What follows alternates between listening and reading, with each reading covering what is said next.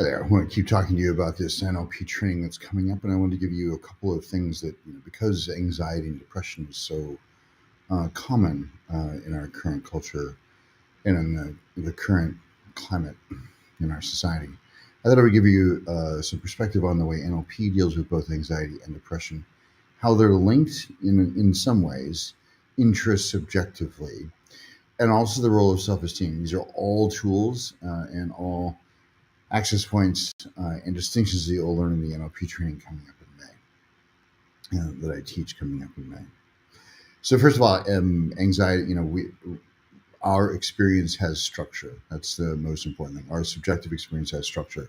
For a lot of people, they don't have access to that structure, and it's sort of a muscle to build, like any other muscle. So you want to build your facility so you can become, facile at navigating through your interiors. To me, this is the greatest gift, is both the metacognition, to be able to see what's happening, be aware of it, in the capacity to navigate your interiors.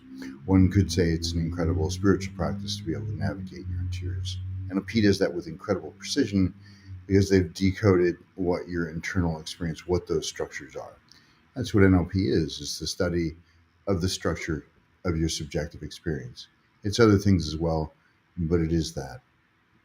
So anxiety, once we clear out using timeline clearing, which I've already discussed, once we clear out generational anxiety from your past timeline, we can also do this with sadness. And then once that's completed, multiple generations or however far back the original imprint was, and we clear that out, then we deal with the future. And part of anxiety is imagining a future with a negative outcome. The really common one, or the typical one that people might think about, is, say, public speaking, or where they imagine themselves dropping their notes, or they have a dream about being naked in front of the audience or something. Like they're there and suddenly all their clothes are gone, and this produces things, but essentially it's just not going well. And so, knowing that that's not real, but those are sort of a mini movie occurring in your mind, you can alter that and instantly produce a better emotional state for yourself. Also, depression is, once we clear out generational sadness, depression is a few things. Depression, and I'll talk about those, but depression is really the lack of a compelling future. Now, when we talk about the interior structures, it literally will be like, I'll ask the person how far into the future they can see on their timeline, which we have already elicited.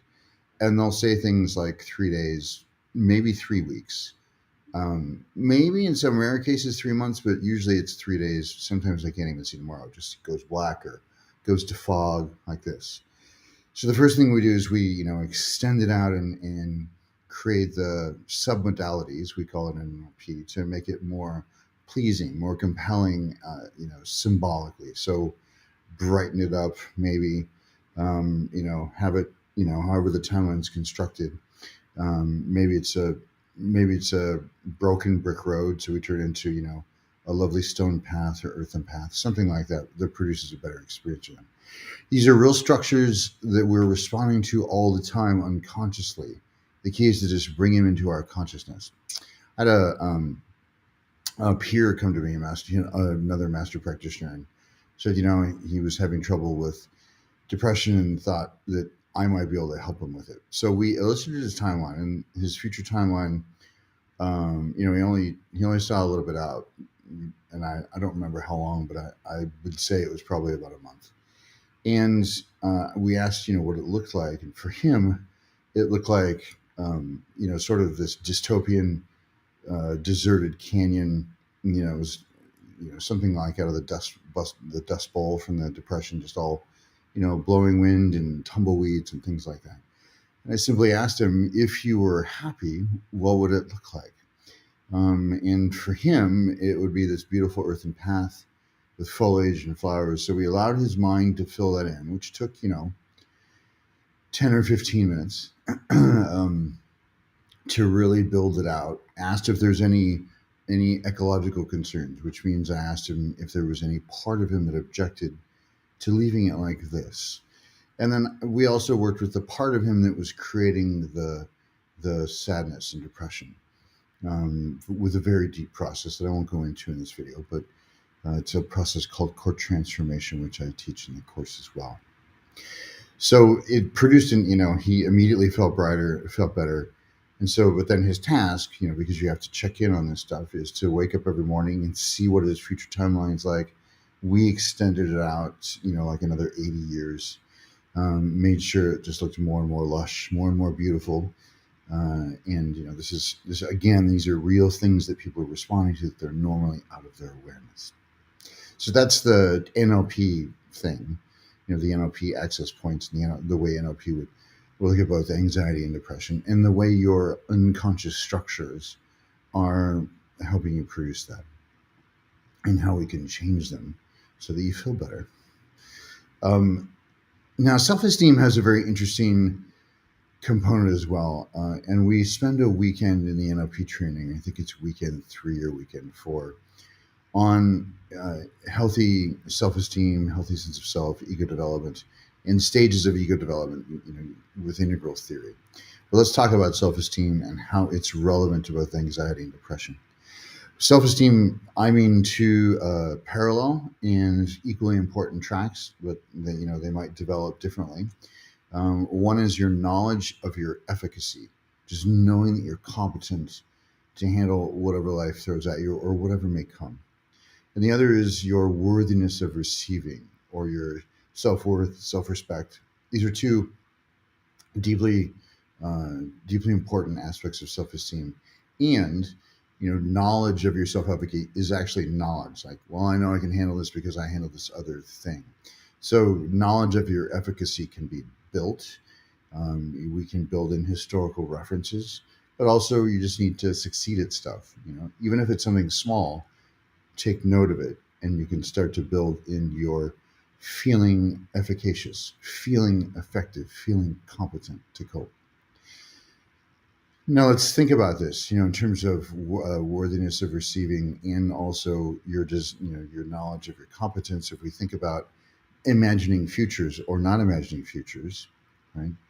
If you just feel like you deserve a fulfilling life, whether that's relationships or worthy of being paid well for the value that you bring to the world, or whether it's anxiety. It's like, well, if you don't know that you can handle a thing in the future, that will produce anxiety. So in addition to the NLP aspects, self-esteem is incredibly important for resolving anxiety and depression as well. And self-esteem is a practice. It's an ongoing practice. And there's several pillars. I rely heavily on Dr. Nathaniel Brannan's work for the self-esteem component. And, some additional resources, and of course my own experience over the last 25 years working with clients. So this is, there's some instant relief stuff with NLP, both for the past and for the future. And then there's also this incredibly important self-esteem component, feeling worthy of having a fulfilling life, and knowing that you're competent to navigate whatever life throws at you, whatever the future may bring. The more challenges you overcome, it's sort of the more you become, if you have the right mindset around it, the more you become knowledgeable of your efficacy. And the more you become certain that no matter what's happening, it'll turn out fine, because you've navigated other things. And given that the future isn't real, why not imagine a positive future to live into? Training starts in May 14th and 15th, 7 months long. Message me if you're interested. We'll set up a 90-minute exploratory call to see what your outcomes for the course would be, what's going on in your life and your business, and see if you would be a fit for the course and the course would be a fit for those outcomes. And then we go ahead and get you registered. Or if it's not a fit, then we don't. So it really is about resonance in the training. Again, starts May 14th and 15th, 2022, in about 7 weeks. Hope you be sweet to yourselves. I hope you love yourselves. And know that whatever you're dealing with, there's an access point in your own mind that you can navigate with if you have it really is like when Neo sees the code in the Matrix, which I think is 20 years ago now, but You know what I mean? Like once he starts to see it, and it'll be like that in your own mind, so that you can navigate it just like that.